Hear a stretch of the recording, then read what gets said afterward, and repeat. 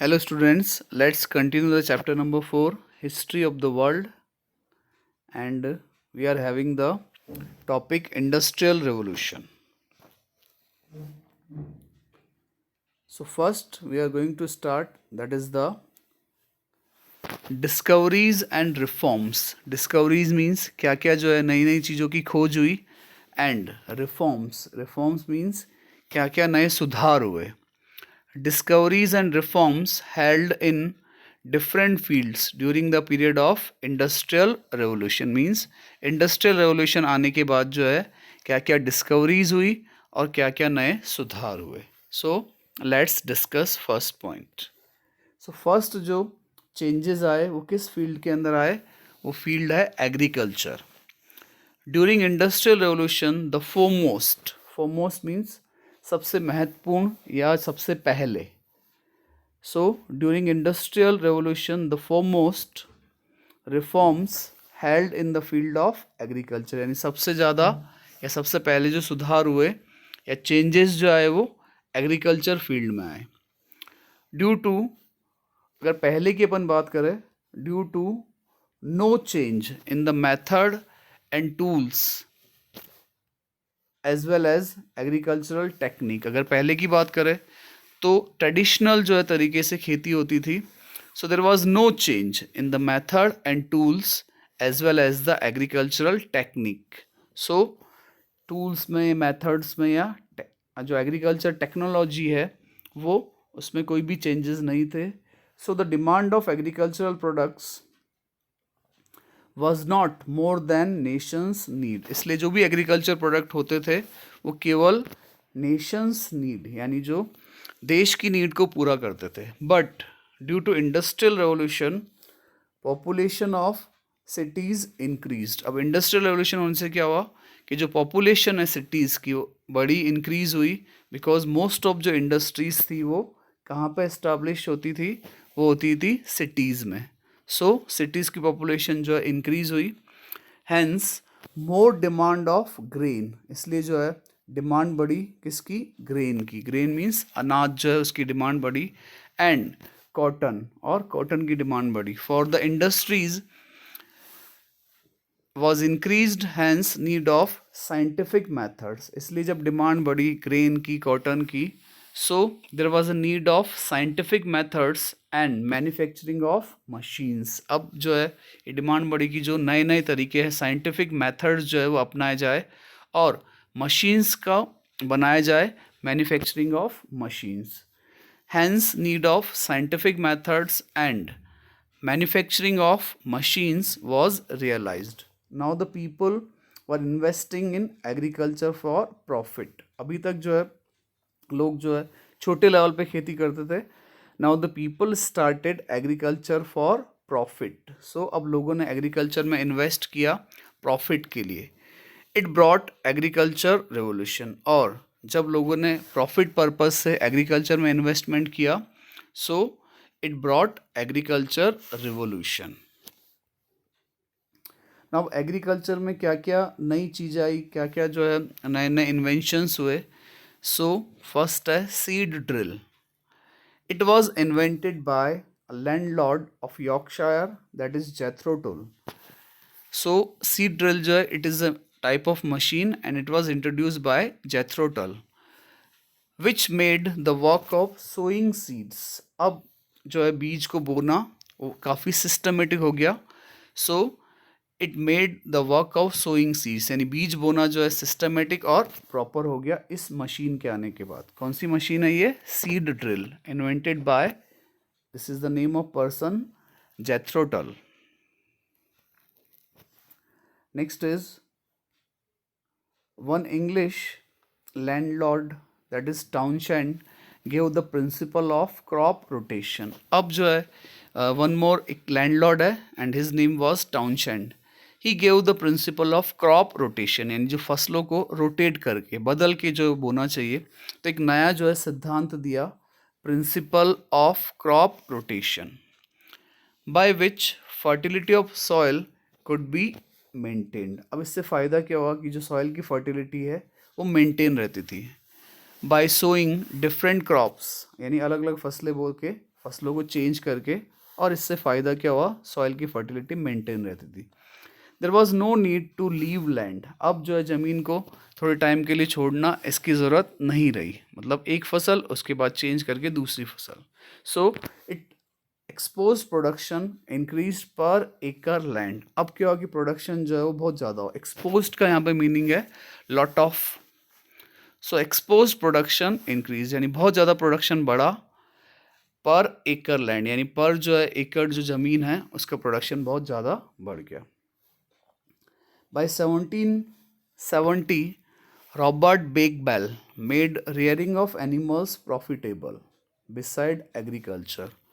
So, Robert Bakewell जो है 1770 में उन्होंने भी जो है कुछ नए चेंजेस किए और उन्होंने एक नया सिस्टम शुरू किया कि जो एग्रीकल्चर कर रहे हैं, बिसाइड मीन्स साथ साथ, यानी एग्रीकल्चर के साथ साथ जो एनिमल्स भी पाले, rearing of animals, so it will give profit.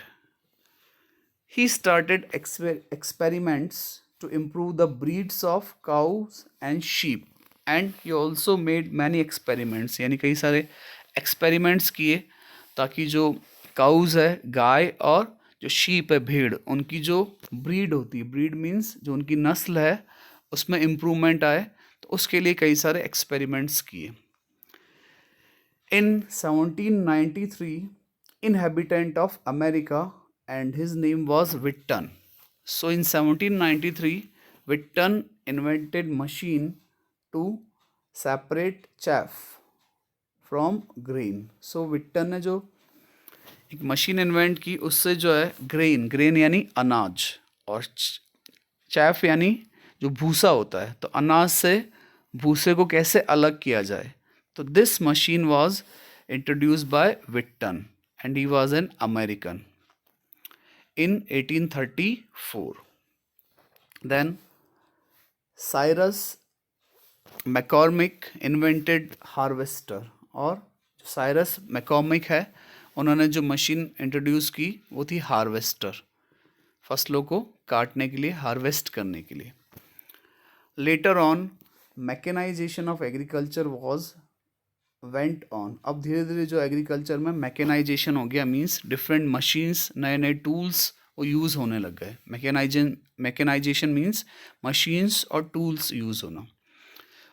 Power driven machines, अब कई जगह जो है वो पावर ड्रिवन मशीन्स आ गई, यानी बिजली से चलने वाली। Power driven machines brought a revolution in agriculture, और इसके बाद जो एक तरह से एग्रीकल्चर के अंदर एक क्रांति से आ गई और प्रोडक्शन एग्रीकल्चर में बहुत ज़्यादा बढ़ने लगा।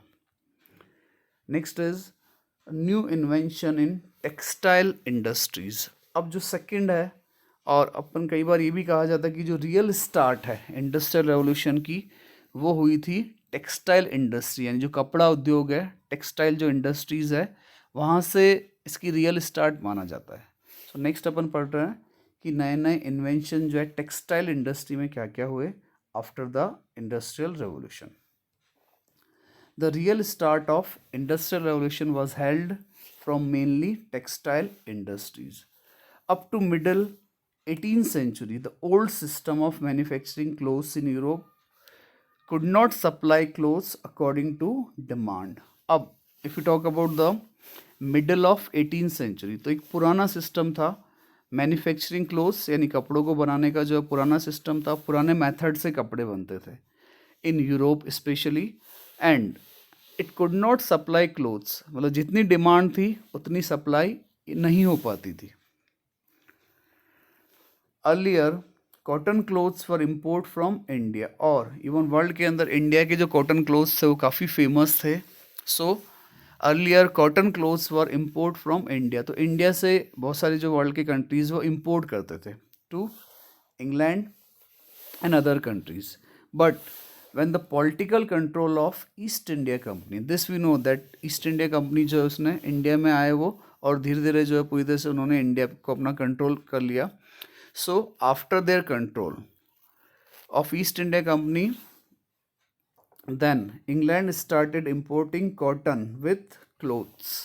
फिर इंग्लैंड ने क्या किया, बिकॉज इंग्लैंड ने इंडिया में अपना रूल एस्टेब्लिश कर लिया, और फिर धीरे धीरे जो है यहाँ से वो कॉटन को इंपोर्ट करते, यानी रॉ मटेरियल को, पहले क्लोथ्स इंपोर्ट करते थे, अब इन्होंने क्या किया, पॉलिटिकल कंट्रोल हो गया, तो यहाँ से जो रॉ मटेरियल यानी कॉटन है वो इंपोर्ट करते, एंड उसके बाद जो है धीरे धीरे उन्होंने यहाँ पे जो है इस्टेब्लिश अपना कर लिया, और फिर वही जो है कपड़ा बना के वापस जो है इंडिया में डबल प्राइस पे वो बेचते थे।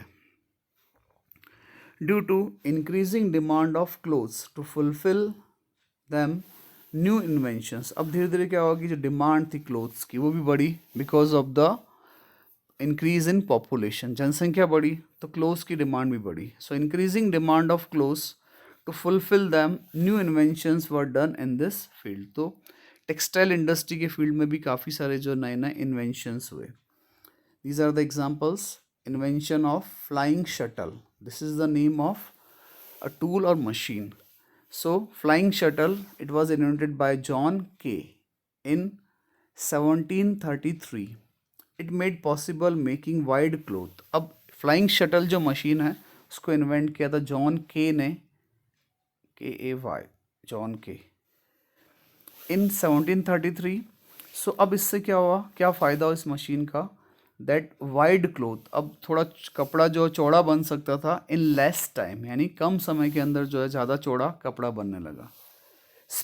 Then invention of spinning jenny, फिर वन मोर जो मशीन है वो इन्वेंट हुई, that is spinning jenny, and it was invented by Hargreaves.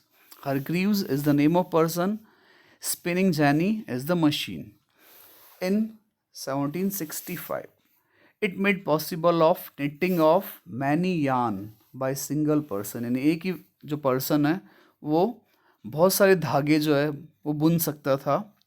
So this machine made easy to make yarn, many yarn by single person, यानी बहुत सारे धागे जो है वो एक व्यक्ति बुन सकता था कम टाइम में।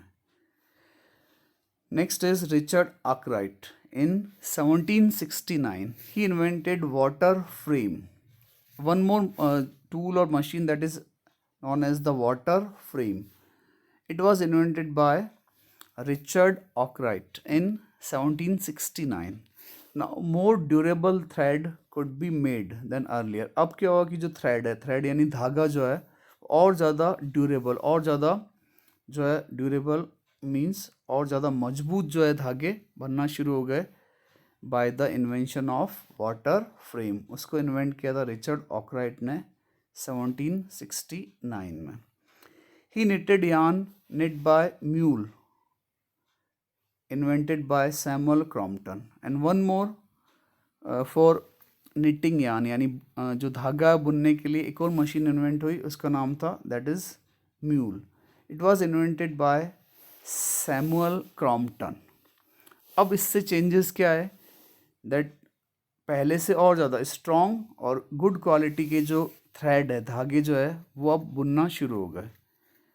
Samuel Crompton, name of person, machine mule. फ़ायदा क्या हुआ, दैट वेरी स्ट्रॉन्ग और गुड क्वालिटी की जो धागे वो बनने शुरू हो गए। इन 1787 power loom was invented by Edmund Cartwright. अब जो है 1787 में कपड़े बुनने के लिए जो जगह जगह पावर लूम इस्टेब्लिश किए गए, यानी जो कपड़ों की मिल है वो इस्टेब्लिश की गई, और उसमें जो मशीन्स होती थी वो पावर से चलती थी। So in 1787 power loom was invented by Edmund Cartwright. So these are the changes और इन्वेंशंस जो किस फील्ड में हुए, वो हुए टेक्सटाइल फील्ड में, टेक्सटाइल इंडस्ट्रीज में। Next is new technological changes in the field of iron industry. अब जो बात अपन करते हैं वो कि जो आयरन इंडस्ट्री है उसमें क्या क्या नए नए टेक्नोलॉजिकल चेंजेस आए। In England raw material needed for machines was available in abundant. अब मशीन्स बनाने के लिए जो भी रॉ मटेरियल चाहिए वो इंग्लैंड में बहुत जो है अबेंडेंट मीन्स काफ़ी मात्रा में जो वो था वहाँ पे available. Beside it there was availability of minerals used in industries like lead, copper, tin in great quality. इसके अलावा जो मिनरल्स थे जो और चाहिए मशीन्स में बनाने के लिए आयरन में यूज़ होते हैं, लेड, कॉपर, टिन, और वो भी काफ़ी जो है यहाँ पे अच्छी क्वालिटी के इंग्लैंड में मौजूद थे। But from old method demand of iron can not be fulfilled. अब अपन ओल्ड मेथड की बात करें, जो पुराने तरीके से होते थे, तो उससे जो है आयरन की डिमांड पूरी नहीं होती थी। तो अब क्या क्या चेंजेस आए? Hence to purify iron new methods were tried to be discovered. अब जो है नए नए मेथड्स जो है वो डिस्कवर हुए टू प्योरीफाई आयरन, यानी आयरन को और ढंग से बनाने के लिए और प्योरीफाई करने के लिए। इन 1709 Abraham Derby, DARBY, first. In 1709, Abraham Darby invented blast furnace. So 1709 में जो अब्राहम है, full name was Abraham Derby, DARBEY, Derby invented blast furnace. अब मेन आयरन में जो फर्नेस होती है, जो भट्टियाँ होती है, उसका एक बहुत बड़ा रोल होता है। सो इन 1709 ही इन्वेंटेड ब्लास्ट फर्नेस। अब इसमें क्या चेंजेस हुए? That in which first time Coke was experimented. Coke means जो कोयला होता है डायरेक्ट जो माइन से निकलता है, that is known as the coke, यानी पत्थर का कोयला। सो ब्लास्ट फर्नेस इन्वेंट की अब्राहम डार्बी ने 1709 में, and it experimented with made melting and smelting of iron. अब आयरन को पिघलाना और स्मेल्ट करना, यानी कि उसको ढालना, अलग अलग जो है, तो उसको पिघलाना और आयरन को ढालना जो है वो ज़्यादा इजी हो गया। ढालना मीन्स जैसे जो आयरन होता है गरम, उसको जिस शेप में डालते हैं, गरम गरम जो आयरन होता है वो वैसी शेप ले लेता है। This invention brought revolution in the industry of metallurgy. अब इससे जो एक बहुत बड़ा एक क्रांति जैसे आ गई, खासकर मेटलर्जी में। मेटलर्जी मीन्स जो मेटल इंडस्ट्रीज होती है, that is known as the metallurgy. Metallurgy, metal industry. Next, Darby second in 1711 to 1768 he developed conversion of casting iron into wrought iron। अब इन्होंने जो एक नया जो एक इन्वेंशन किया कि जो आयरन होता है, आयरन जो माइन से निकलता है वो उतना स्ट्रांग नहीं होता है। सो उसको कैसे जो है ढाल सकते हैं, कैसे स्ट्रांग बना सकते हैं। कास्टिंग आयरन मीन्स आयरन को ढालना। casting iron into wrought iron, wrought means solid, wrought means solid means iron को और ज़्यादा मजबूत कैसे बना सकते हैं। तो this was invented by Darby second. Then one more furnace, that is puddling furnace. It was invented by Henry Cort. Puddling furnace एक और जो भट्टी है अलग तरह की, it was invented by Henry Cort in 1740 to 1893, by which, अब इससे क्या चेंजेस आए? इम्प्योरिटीज़ जो होती है आयरन के अंदर, they can be removed from moulded iron. और जो मोल्डेड आयरन होता है, जो आयरन को रिफाइन करता है, मोल्ड करता है, तो उससे जो इम्प्योरिटीज़ है वो इससे पुडलिंग फर्नेस से आसानी से वो इम्प्योरिटीज़ को निकाल सकते थे। He also invented rolling mill, which made possible to make pure and good quality iron.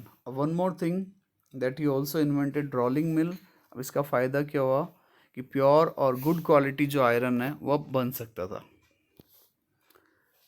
Machines made up of iron were heavy and they got rusted. अब we are talking again about the previous time, पहले जो ज़्यादातर machines होती थी वो iron से ही बनती थी। अब इसका नुकसान क्या था कि केवल ओनली आयरन से, तो दे वर वेरी हैवी, एक तो बहुत भारी होती थी, and they got rusted. Rusted means उन पे जंग लगना। रस्टेड का मतलब है उन पे जंग लगना। तो एक बहुत भारी होती थी और उस पर जंग लगती थी। Also to get rid of this problem, तो गेट रिड मीन्स इस प्रॉब्लम को सॉल्व करने के लिए discoveries were made and steel was invented. अब ये जो प्रॉब्लम थी कि मशीनें भारी होती थी, जंग लगता था, तो अब क्या हुआ? स्टील जो है उसको इन्वेंट हुआ। In making steel a few quantity of carbon manganese and other substance was used. अब स्टील बनाने में जो है मैग्नीज, कार्बन और अदर जो है सब्सटेंस वो यूज़ होते हैं। Steel was lighter than iron. अब इसका फ़ायदा क्या होगा कि स्टील जो है आयरन से थोड़ा हल्का होता है, स्ट्रॉन्ग होता है, फ्लेक्सिबल एंड नॉन रस्टी। और फ्लेक्सिबल भी होता है और नॉन रस्टी मीन्स उस पर जंग नहीं लगता है। Henry Bessemer discovered a new method of making steel. अब बेस्मेर जो है उन्होंने स्टील में जो स्टील मैन्युफैक्चरिंग उसमें और नए चेंजेस किए and he started the process, it is known as the Bessemer process of making steel। यानी स्टील बनाने के लिए जो नई प्रोसेस उन्होंने बताई है, नया मेथड बताया it is known as the Bessemer process. उन्हीं के नाम पे इसको बेस्मर प्रोसेस या बेस्मर मेथड कहा जाता है। From this method, from casting iron direct steel is prepared. तो इससे जो है आयरन को ढाल के कास्ट करके, कास्टिंग आयरन यानी आयरन को ढाल के और स्टील जो है डायरेक्ट बना सकते हैं। And it brought a revolution in iron industry. तो इससे भी जो आयरन इंडस्ट्री के अंदर एक तरह से क्रांति आ गई। तो ये काफ़ी जो है चेंजेस आए आयरन इंडस्ट्री में भी because of the industrial revolution. Next is new discoveries in the field of transport. अब ट्रांसपोर्ट के अंदर भी जो काफ़ी नई नई डिस्कवरीज हुई। Need of reforms was felt in the means of transport due to increase in trade and industries। अब क्या हुआ कि ट्रेड बढ़ा, इंडस्ट्रीज बढ़ी, तो इसकी भी ज़रूरत पड़ी कि ट्रांसपोर्ट जो फील्ड है उसके अंदर भी जो है रिफॉर्म किए जाए, सुधार किए जाए। To make transport easy and cheap, inhabitant of Scotland McAdam discovered a new method of building roads. So एक स्कॉटलैंड का जो एक इनहेबिटेंट है, इनहेबिटेंट यानी स्कॉटलैंड का रहने वाला, इनहेबिटेंट यानी रहने वाला, inhabitant of Scotland McAdam he discovered, this is the name of person McAdam. तो उसने एक नया तरीका जो है वो निकाला, हाउ टू बिल्ड रोड्स यानी सड़कों को कैसे बनाया जाए। In which lower part of road layer of heavy stones, यानी सबसे नीचे जो एक लेयर होती है वो भारी पत्थरों की रोड बनाने के लिए। Then after it a layer of small pebbles, फिर छोटे छोटे जो कंकर होते हैं उसके ऊपर वो, and after that soil was spread, और उसके ऊपर जो है वो मिट्टी। तो ऐसे करके जो एक नया रोड बनाने का जो फॉर्मूला है उसने दिया। Transport of heavy goods was roadways was inconvenient. और एक और प्रॉब्लम थी कि अगर भारी चीज़ों को यहाँ से वहाँ ले जाना, हैवी गुड्स को ले जाना रोडवेज से, तो इसमें दिक्कत क्या थी, इट वाज इनकन्वीनियंट यानी काफ़ी असुविधाजनक था, एंड कॉस्टली और काफ़ी महंगा भी पड़ता था। So hence to transport of heavy goods convenient and cheap. अब ये लगा कि जो है ये जो ट्रांसपोर्ट है महंगा भी पड़ता था और इनकन्वीनियंट भी था, तो इसको कन्वीनियंट और चीप बनाने के लिए जो है जगह जगह कैनाल्स बनवाई गई। कैनाल्स यानी नहरें जो है बनवाई गई। In England the first canal that is Worsley canal in 1761। अब जो फर्स्ट जो कैनल थी, नहर जो है वाटर ट्रांसपोर्ट के लिए जो बनाई गई थी, in 1761 it was build by James Brindley. This is the name of person and name of canal is Worsley canal. It was built in 1761। अब इसका फ़ायदा क्या हुआ, it decrease the expenditure of goods. Decrease यानी reduce करना, कम करना, decrease यानी कम करना, और एक्सपेंडिचर यानी खतरा, एक्सपेंडिचर यानी खर्चा। अब इससे क्या हुआ कि जो खर्चा था, किस बात का खर्चा, गुड्स को लोडिंग और अनलोडिंग यानी सामान को लाना और ले जाना, लोड करना और अनलोड करना, तो वो जो एक्सपेंडिचर था, जो खर्चा था, अब वो जस्ट हाफ हो गया, आधा हो गया। क्या बनने से, कैनल्स बनने से, नहरें बनने से। जो लोडिंग और अनलोडिंग की कॉस्ट होती थी सामान को यहाँ वहाँ लाने ले जाने में, वो कॉस्ट हाफ हो गई। इन इंग्लैंड द पीरियड, अब इंग्लैंड के अंदर क्या हुआ, ये जो टाइम पीरियड है 1788 to 1796 is called canal mania. अब ये जो टाइम पीरियड है इसको एक टाइटल दिया गया, कैनल मैनिया। मैनिया मीन्स होता है जुनून और कैनल मीन्स नहरें। इस समय क्या हुआ कि जो नहरें बनने का, कैनल्स बनने का जुनून सवार हो गया, that is mania craziness of building canals, यानी बहुत सारी जो है नहरें बनने लगी, सो इसको एक टाइटल ही दे दिया, it is known as the canal mania, because during this period many canals were built.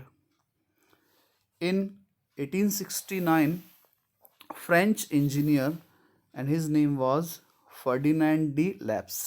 So in 1869, French engineer Ferdinand de Lesseps, he built Suez Canal. That is very famous.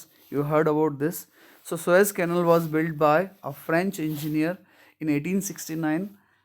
He was Ferdinand de Lesseps, which joins. अब ये जो Suez Canal है, ये red सी को Mediterranean सी से जोड़ती है, means Egypt के अंदर है, और it is just like the boundary between the Asia continent and the Africa continent.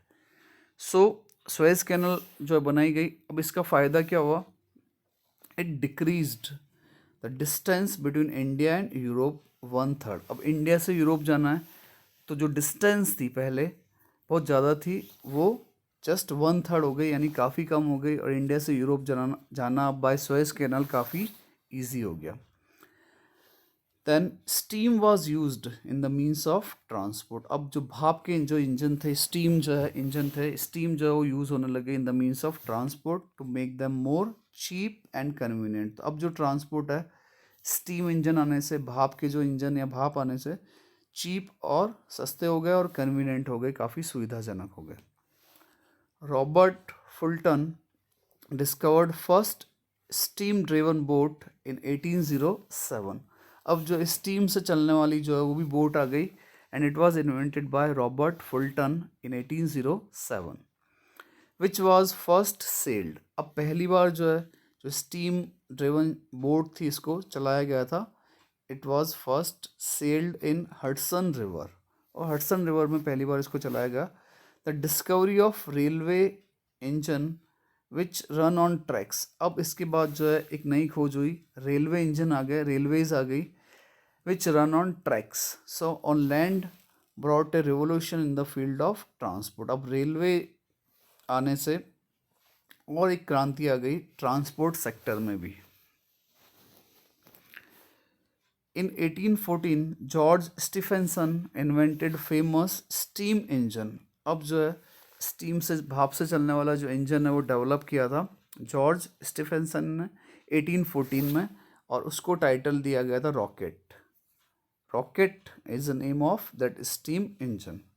Bye this rail transport become. अब फ़ायदा ये हो गया,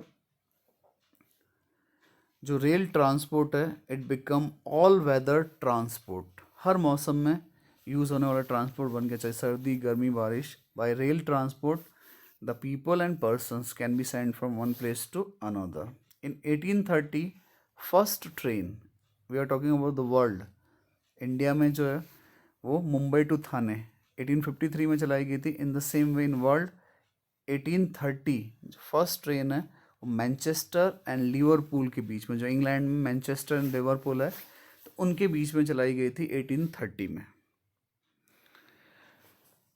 Discovery of train made loading, carrying and transportation of coal, iron and other industrial goods in less time and expenditure. अब जो है train आने से चीज़ों को यहाँ वहाँ लोड करना, ले जाना, और कोल है, आयरन है, या अदर जो इंडस्ट्रियल गुड्स है, उनको यहाँ से वहाँ ले जाना काफ़ी इजी हो गया. In less time, come time के अंदर, और कम खर्चे के अंदर. Less time and in less expenditure. Next is new experiments held in the field of communication. अब communication के field में, communication means exchange of messages. communication के field में भी जो है नए नए experiments हुए. In 1844, Samuel Morse, this is the name of person, it discovered a public wire device. अब एक नया जो public wire device use हुआ, it was known as the telegraphic equipment. अब इससे जो है मैसेजेस को यहाँ वहाँ भेज सकते थे. So this wire device join the great continents of the world mutually. अब इससे क्या हुआ कि जो कॉन्टिनेंट्स थे वर्ल्ड के, वो एक दूसरे से जुड़ने लगे. इन 1876 एक बहुत बड़ा जो है चेंज आया, that Graham Bell, he invented telephone. अब 1876 में ग्राहम बेल ने टेलीफोन को इन्वेंट किया और उसके आने के बाद तो एक काफ़ी सारी चेंजेस आए which brought a revolution in the field of communication. Next point is the last point of the chapter, that is the results of industrial revolution। अब ये बात करते हैं कि जो इंडस्ट्रियल रेवोल्यूशन हुई उसके क्या क्या पॉजिटिव और क्या क्या नेगेटिव सभी तरह के जो है वो रिजल्ट्स आए। इंडस्ट्रियल रेवोल्यूशन के रिजल्ट्स के बारे में हम डिस्कस करते हैं। In the view of study, the results of industrial revolution can be divided into 4 parts: economic, political, social and thoughtful results. So first we are going to discuss, that is the economic results। economic results जो क्या हुए industrial revolution की। and unbalanced growth occurred in production and commerce। अब क्या हुआ कि इससे industrial revolution से प्रोडक्शन है बिकॉज मशीन्स इन्वेंट हुई और प्रोडक्शन बहुत ज़्यादा पड़ा, एंड कॉमर्स यानी जो व्यापार है, ट्रेड है, वो बहुत ज़्यादा बढ़ गया। तो कहीं पे तो बहुत ज़्यादा बढ़ गया और कहीं पे प्रोडक्शन कम हुआ, या जो ट्रेड है, व्यापार है, कॉमर्स, वो कम हुआ। तो एक अनबैलेंस्ड ग्रोथ हुई। अनबैलेंस्ड यानी कहीं पे कम कहीं पे ज़्यादा। It created economic unbalance. अब क्या हुआ कि प्रोडक्शन कम हुआ, कहीं पे बहुत ज़्यादा हुआ, कहीं पे ट्रेड बहुत कम हुआ, कहीं पे ट्रेड बहुत ज़्यादा हुआ, और फाइनली जो है it lead to economic unbalance, और इकोनॉमिक फील्ड के अंदर अनबैलेंस होने लगा। देन मोस्ट ऑफ जो फैक्ट्रीज़ है वो शहरों में ही होती है, so urban development occurred. Factories industry ज़्यादा शहरों में ही थे, तो अर्बन डेवलपमेंट यानी शहरों का डेवलपमेंट ज़्यादा हुआ as more compare to rural development. Rural यानी गाँव का डेवलपमेंट कम हुआ, शहरों का ज़्यादा हुआ। Now cottage industries were destroyed. अब छोटी छोटी जो कॉटेज इंडस्ट्रीज थी वो डिस्ट्रॉय हो गई। जो पहले घरों के अंदर छोटे लेवल पे काम होता था अब ख़त्म हो गया। कई देशों ने जो नेशनल मार्केट्स थे they got guardianship from state. तो सरकार ने जो है जो देश के मार्केट्स थे उन पे कंट्रोल करना शुरू किया। Industrial capital was developed. अब इंडस्ट्री में बहुत ज़्यादा कैपिटल यूज़ होने लगे। कैपिटल यानी बहुत ज़्यादा मनी जो है वो यूज़ होने लग गया इंडस्ट्रीज़ में। This is the first result, economic result. Second is the political results, demand of democracy. अब धीरे धीरे क्या हुआ, चेंजेस आए, डेमोक्रेसी की डिमांड बनने लगी। In political field was increased political ambitions of middle class. अब फैक्ट्रीज आने से एक नया क्लास आया, it was known as the middle class. तो धीरे धीरे जो मिडिल क्लास की एम्बिशंस है, जो इच्छाएं थी मिडिल क्लास की, वो धीरे धीरे इमर्ज हुई, बढ़ने लगी। Industrial revolution give birth to colonial competence. अब इंडस्ट्रियल रेवोल्यूशन से क्या हुआ, एक कंपटीशन बढ़ा। कौन सा कंपटीशन, कॉलोनियल कंपटीशन। जो लास्ट वीडियो में मैंने आपको बताया था, कॉलोनियल मीन्स किसी भी कंट्री का जब दूसरे कंट्री पे कंट्रोल होता है, डायरेक्ट और indirect, that is known as the colonial. अब इंडस्ट्रियल रेवोल्यूशन से क्या हो कि प्रोडक्शन बढ़ने लगा, ट्रेड बढ़ने लगा, तो इनको अपने प्रोडक्शन को सेल करने के लिए मार्केट्स चाहिए थे। अब मार्केट्स चाहिए थे तो इन्होंने क्या किया, दूसरे कंट्रीज़ पे कंट्रोल करना शुरू किया।